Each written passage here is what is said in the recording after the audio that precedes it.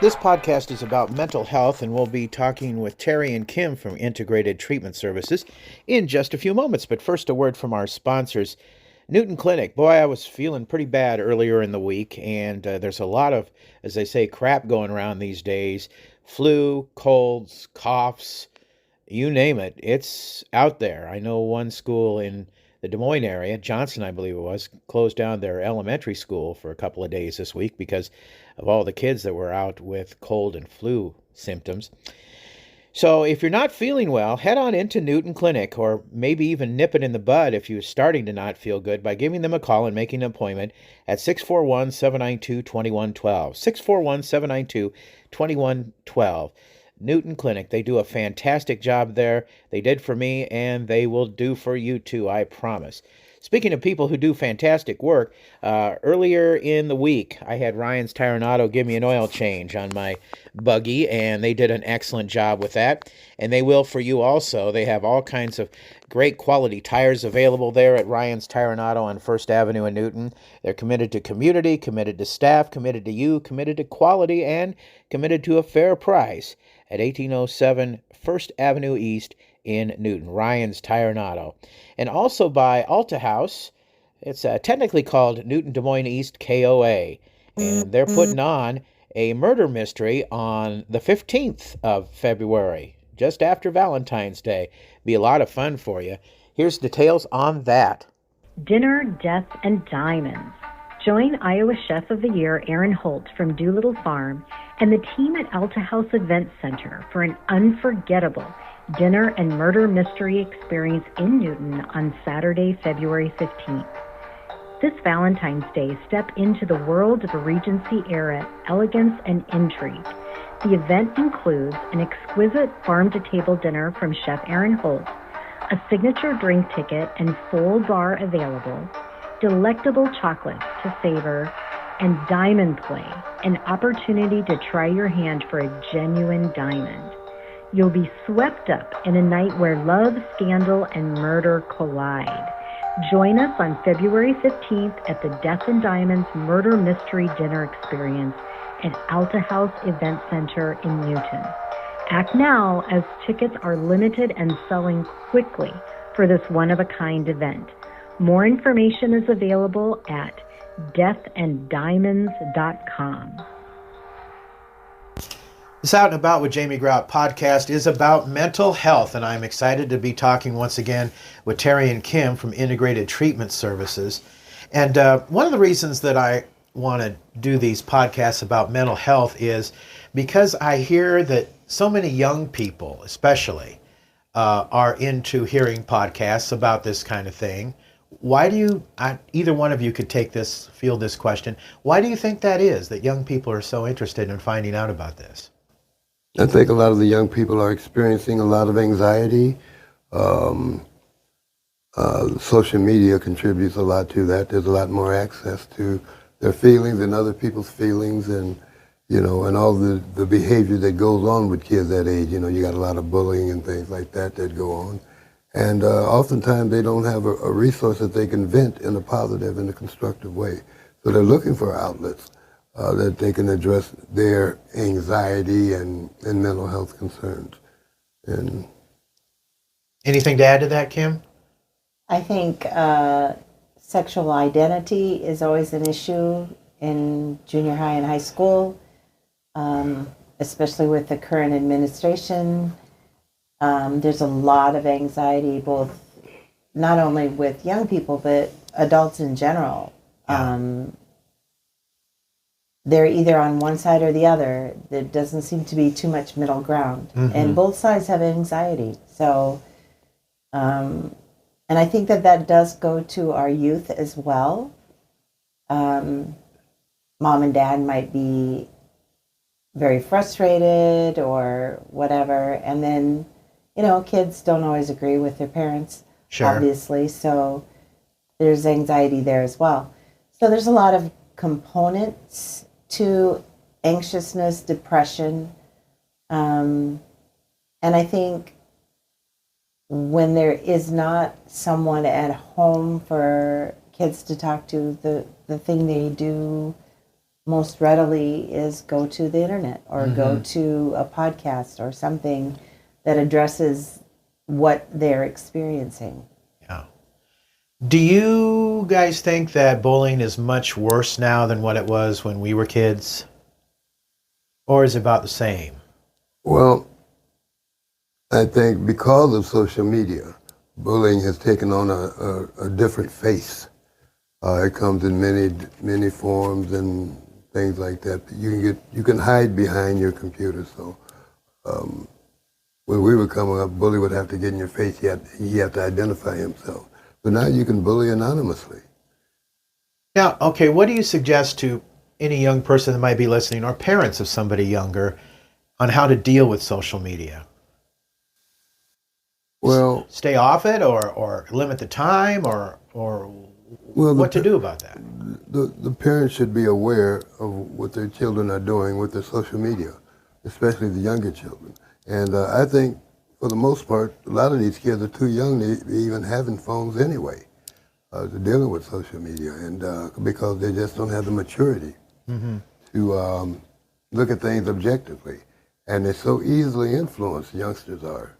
And it doesn't take much for them they'll hear one statement and they'll believe it, and then that will encompass their whole life. They live for that one little statement.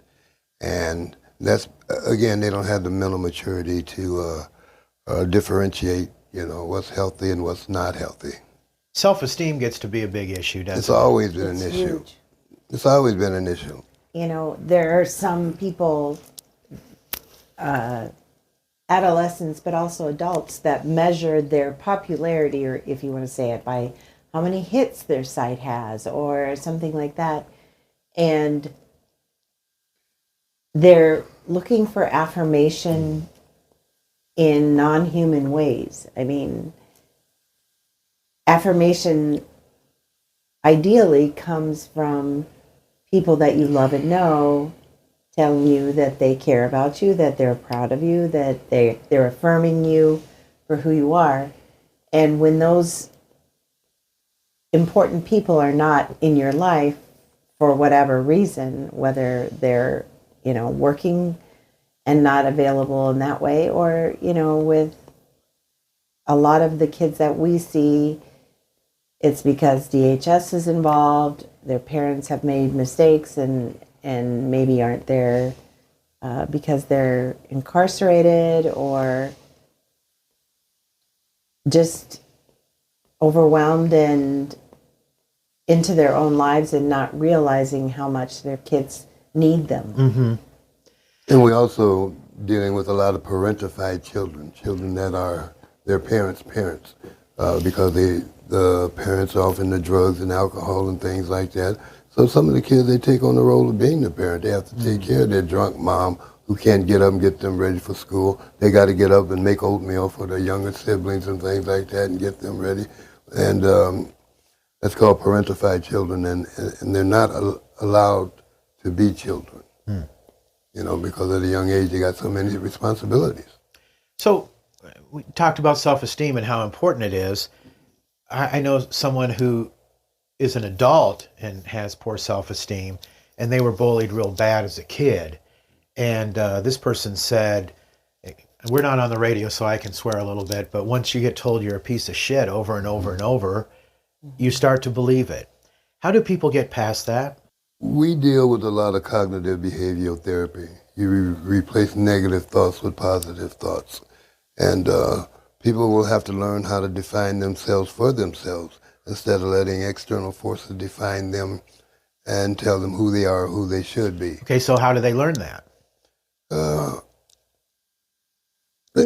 Reframing. What's reframing?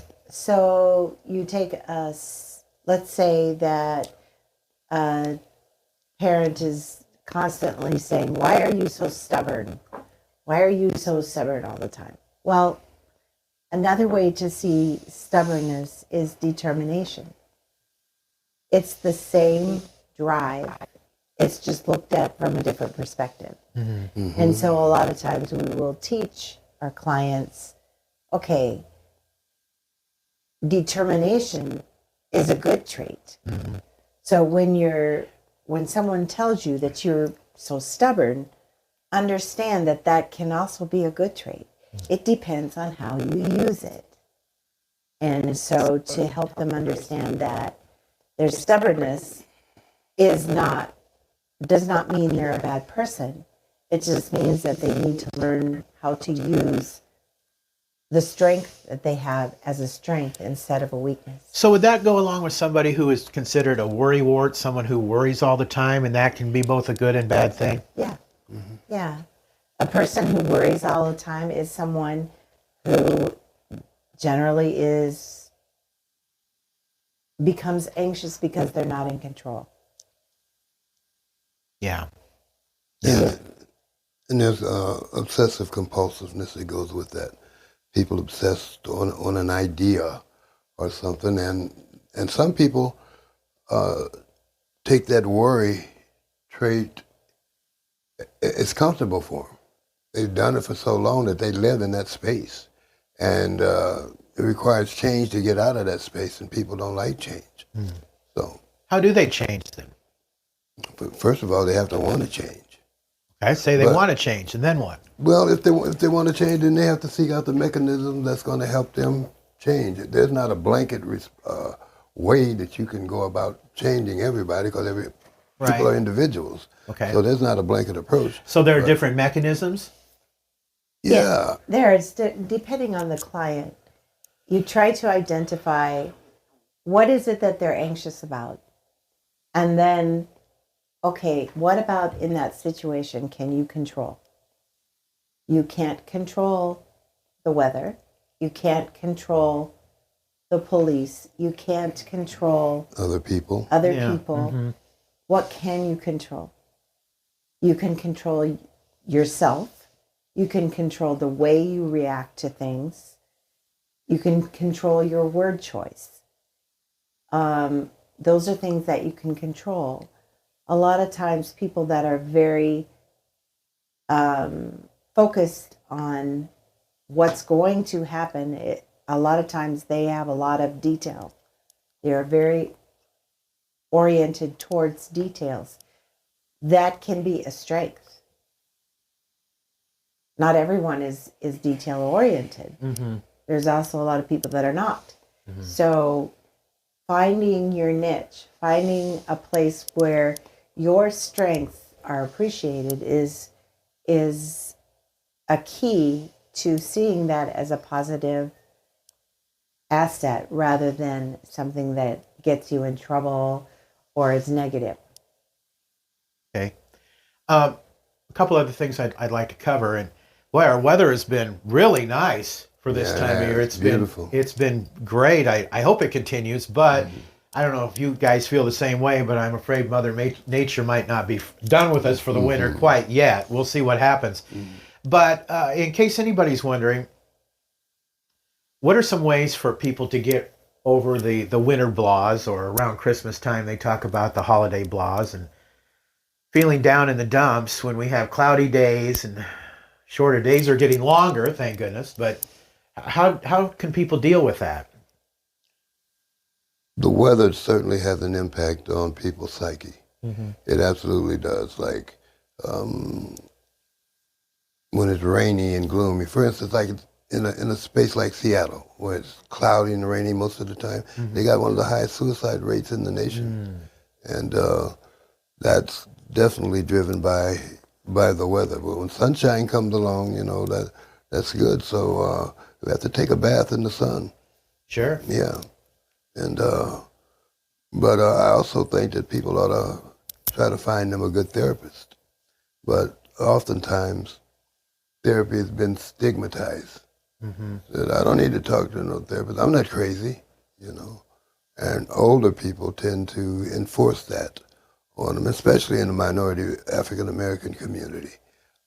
It's really looked at in a negative way. It's getting more and more acceptable now, but when I was coming up, you're not going to go see no therapist. We had a African American girl that came here today, and with her parents, and she was recommended for therapy, and the parents was not in agreement with that. Oh.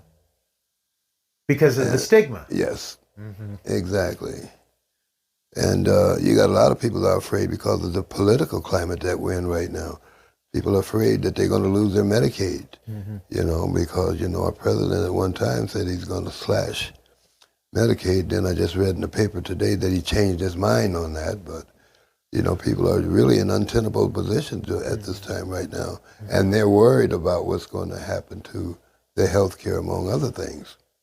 And I want to get to the political situation in just a moment. But we talked about this in the last podcast, that I'm sure you two would concur that mental health is as important as physical health. Or more so. More so. Why?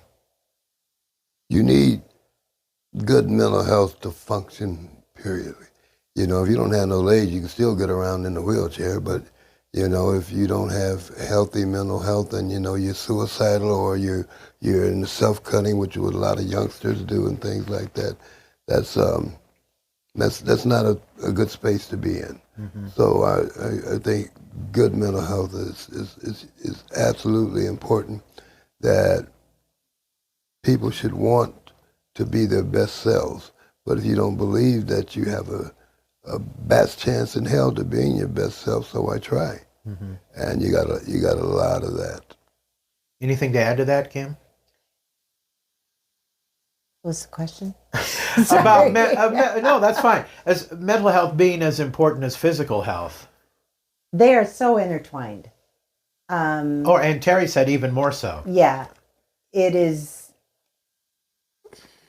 If you have a good attitude, if you see things as possible, then even when things don't go well, you just keep trying.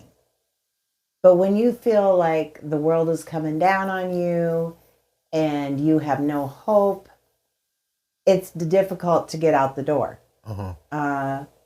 regardless of how healthy you are. So they're very intertwined. And someone who has found out they have cancer or some other debilitating disease, that's going to affect their mental health too. So, and doctors have said, your attitude about how positive you are has a direct relationship with your ability to heal, your ability to overcome. So, helping people understand that even though there are things in their life that are really difficult right now, there are other things that are not. There are other things that are going well. And I give them the example of going down a one-way street. You don't recognize all of the cars that are going the same way you're going, because that's what they're supposed to do. And that's what we do in life. We don't recognize all the things that are going well. We recognize the car coming towards us in a one-way street. It's not supposed to do that. We don't want that. And so that's what we focus on. That's the negative part that we look at. We have to retrain ourselves to see the cars that are going the same way that we're going, the things that are going well. You may have lost your job, but you still have a home. You still have kids that love you. You still have parents or family. You still have friends. You still have resources that you can go to look for help. There are a lot of things that we just take for granted. So it's accentuating the positive. Yes. What you're saying. Half empty or half full. The half full, you've still got something in there. Half empty, well, we're almost done.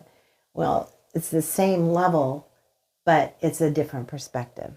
So in terms of sort of suicide awareness, is that kind of the same type thing in that, the old cliche about it's a long-term solution to a short-term problem, and people need to realize that life has peaks and valleys? Yeah. Yeah. I want to talk about politics. And our last podcast that we had was right after the election. And we are so divided as a country right now. It's kind of scary in some respects. I know people that aren't even watching the news because of all this.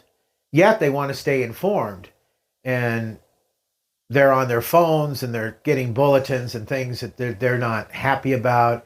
I know someone that works in an industry that is real nervous because she has lots of clients who order stuff that come from China.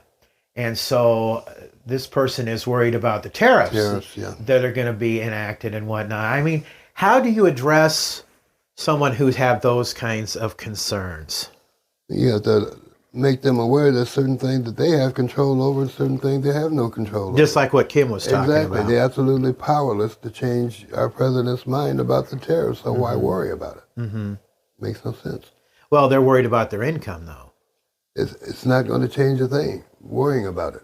No, worrying it won't. No, and So, in other words, they've got to find another avenue? they've got to find a way to move past the inevitable. They have to find a way to move past what's going to happen. And they have to clearly understand that they have no control over those things. So they got to learn how to manage their money better. If they see these tariffs coming down, it's going to affect their bottom line, then it's going to be up to them to manage their dollars and to manage their household in a way that they can still live the lifestyle that they want to live, but they might not be able to live it at the level that they had lived at previously. For instance, I like Eggland Best eggs, but they're about $9 a dozen. Yeah, now. yeah, So I know. They're expensive. they are. And so I can choose to eat Eggland Best, I can choose to get Hy-Vee. Uh-huh. Okay, you got to make better financial decisions. Yeah. What about people that want to be informed as to what's going on, but yet are avoiding the news because they don't want to hear the bad news? Is that, again, coming down to something they don't have any control of and just realizing taking care of the things that they do have control of? I would just say limit the time on the podcasts or the internet or watching the news. You do want to stay informed, but if you listen to CNN or Fox News or whatever, MSNBC. it's repetitive. Uh-huh. And so you don't have to watch or listen to it every day to know what's going on. So I just advise people, limit your intake to just what you need. Don't go on the opinion podcasts because those are not helpful. And keep your head down and do, focus on the things that you can control. Okay, if you're going to lose your job, okay. How do you redo your budget so that you can live, maybe not with all the kudos that you used to, but there are things that you can do to cut down on expenses. Budget better? Fine tune your budget. Uh-huh. Yeah. Focus on what you can control. What are you going to say, Terry? Well, I got a lot of older friends. I got a friend, he'll be 95 next week. Jeez. And he got all of his mental acuity, it's there. And he got Fox News on every room and every house, Oh, on geez. every TV, and he comes to the Y and he gets on the bike, and he'll have Fox News up there, and I go in there and I'll turn it off on him just to get him. Get over there, turn it back on, I'm watching Fox. You know? But it was like both you and Kim just said earlier, people have the type of news that they want to hear, news that coincides with their thought processes and their belief system.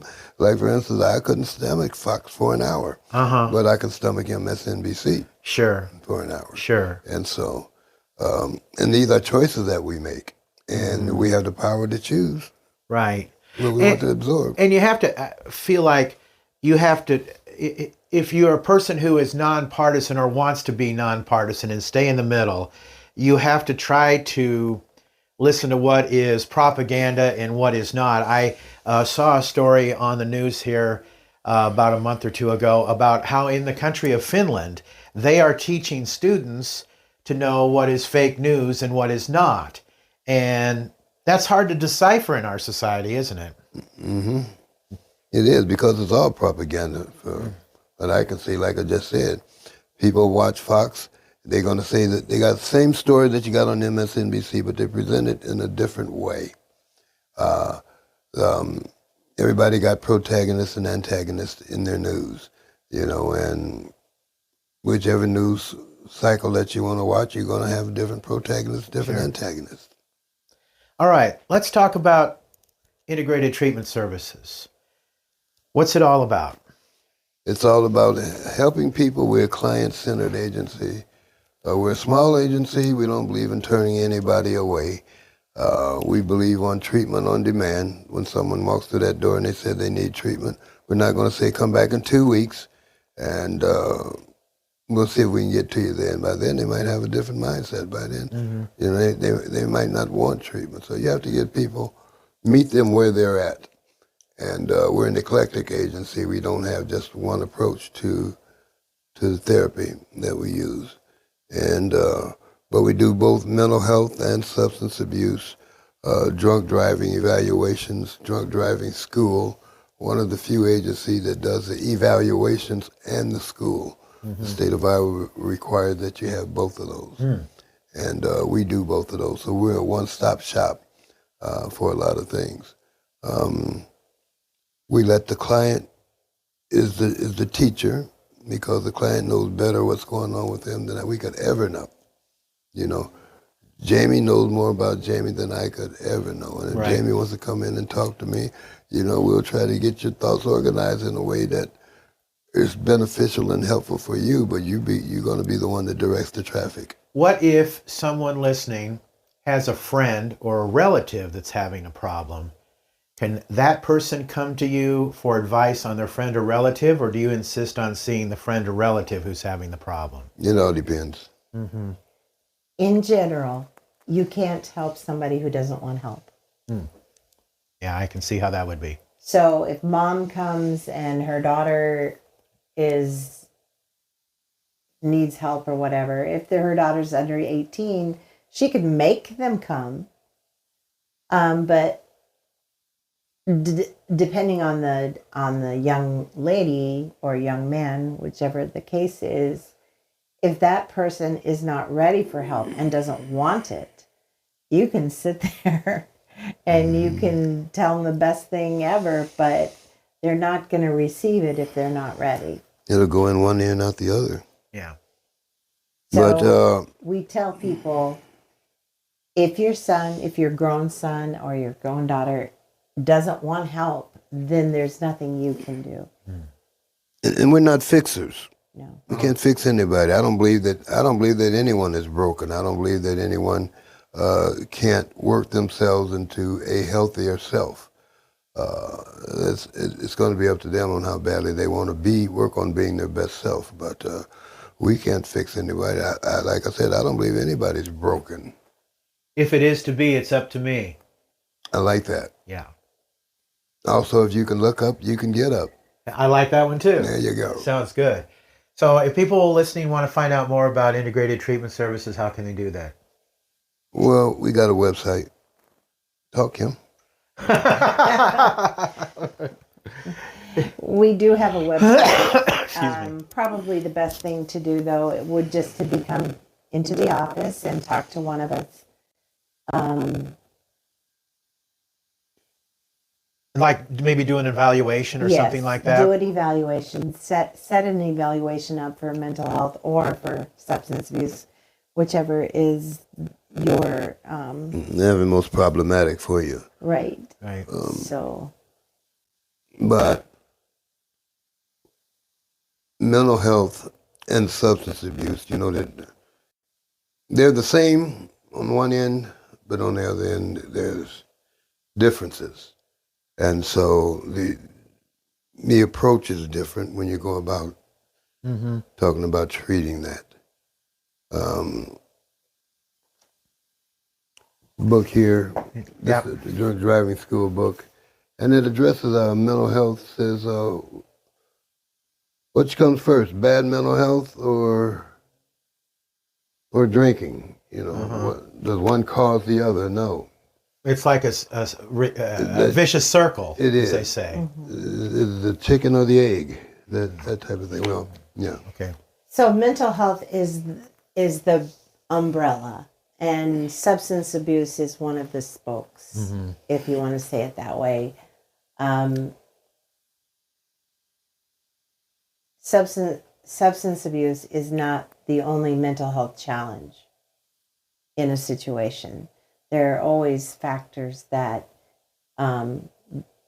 determine what substance. I mean, there's just a lot that goes into substance abuse. Substance abuse counseling is trying to deal with the problem that got him there. Mental health is more about addressing the issue that's underneath the problem. I see. Okay. Right. So, substance abuse, I've heard people say, you tell me whether it's true or not, that when people are doing drugs or alcohol, whatever the case might be, they're trying to numb themselves from the problem that they are running away from. True? It could be A in lot some of times. instances, yeah. Okay. But like I said, it's just not one thing that defines a person's problem with substance abuse. There's a variety of issues that goes hand in hand with that, and you have a lot of times you got comorbidity with mental health, and so I'm sorry, I don't know what that word is. comorbidity. It means that one, you're dealing with both issues. Two issues Yes. or more. Yeah. And the morbidity is the negative aspect of it. Okay. Awesome. All right. Well, we'll have people look you up on the internet. Do you know your address? 303 South 2nd Avenue West, Newton, Iowa. Okay. Right by Cardinal Corner, the ice cream place. That's right. Yes. Or if you're a longtime Newtonian, in Dr. Carpenter's old office. There you go. Or Mark Otto's old office building as well. There you I go. bought the building from Mark Otto. Oh, okay. All right. Well, thanks for talking with me today, guys. We'll do it again sometime soon. Gotcha, Jamie. Thank Thank you. Our interview guests have been Terry and Kim from Integrated Treatment Services about mental health. Give them a call or contact them. And 641 792 0045 is the office number. This podcast also sponsored by Wesley Life Park Center in Willowbrook. Make your loved one's day by enrolling them in Willowbrook, a Wesley Life Adult Day Center. Willowbrook on the Park Center campus provides a welcoming and stimulating environment that allows participants to maintain independent skills while receiving support and encouragement. Social engagement, companionship, and enriching opportunities are provided to give participants a purposeful and fulfilling day. Willowbrook's personal-centered care includes exercise focused on total health and well-being and programming that includes music therapy, pet therapy, guest speakers, outings, and much more. If you'd like to learn more about Willowbrook, call 641-792-4500 to arrange a tour. Also sponsored by Halo Branded Solutions. Contact Lynette Baker for all your promotional products. Also Free Classified Weekly, Westside Java Coffee Bar, and Advantage Credit Union. My bank is always charging me fees. My loan rates are through the roof. Sound like someone you know? You should tell them it's time to break up with their bank and find a much better match. Advantage Credit Union offers great rates, no minimum checking balance, and no monthly service fees. Plus, refer a friend to ACU this February for a chance to win a 55-inch Samsung TV. I found my happily ever after with Advantage Credit Union. No purchase payment or donation required to win. Terms and conditions apply. See website for details. Federally insured by NCUA. Until next time, grrr, out is out. See ya.